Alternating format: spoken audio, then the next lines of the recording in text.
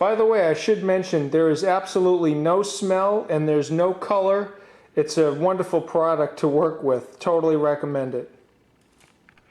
Alright, we've gone to the store. We've got some Concrobium Mold Control that we are in an aerosol format, so we can start spraying inside of our wall cavities, so we can kill all the mold spores that are inside the wall cavities. So we're going to spray it from the top down and also from the bottom up. So I've got, as you can see, all three sides of the closet on the bottom opened up, and all three sides of the closet on the top opened up as well. So we're going to spray from all directions in an effort to kill whatever mold spores are inside of the wall, especially the obvious stuff, which is this one right here, and also over here we have obvious mold growth going on right there as well.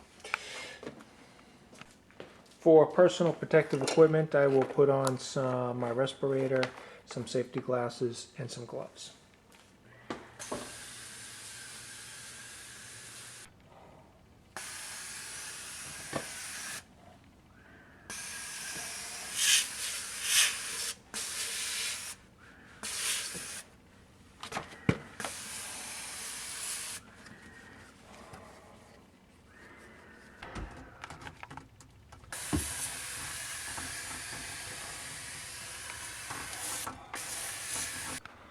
Alright, I went and sprayed every cavity as well as I could, and I tried to spray it in all directions, like 360 degrees, to try to get full coverage inside of the wall cavities. I used up almost at least 2/3, if not 75% of this can. So there's only like 25% left. So with the remainder of this, I want to get the stuff outside. Alright, these are the pieces I got outside drying. I got this one, there's two right there, there's one over here, and then there's one just up on the hillside right over there. And it looks like out of all of them, this one here is the worst one, and you can see some mold growth right there. So it's not bad, but I am just going to spray this down and just get the entire back of the panel just to protect it. So what I'm going to do is use the rest of the product on the rest of the panels. I can see some mold growth here. Just go ahead and spray that, and I'm just going to let this dry out in the sun to kill this 100%.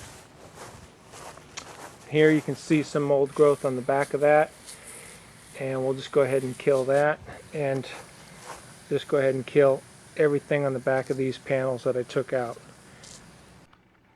Alright, now that I've completely got in the Concrobium Mold Control aerosol all over the inside wall cavities there, I'm just going to clean up my drywall dust now, and then I'm just going to get a fan in here, and I am going to start drying out these wall cavities and letting the Concrobium that's inside there just, as this dries, it also kills the mold spores.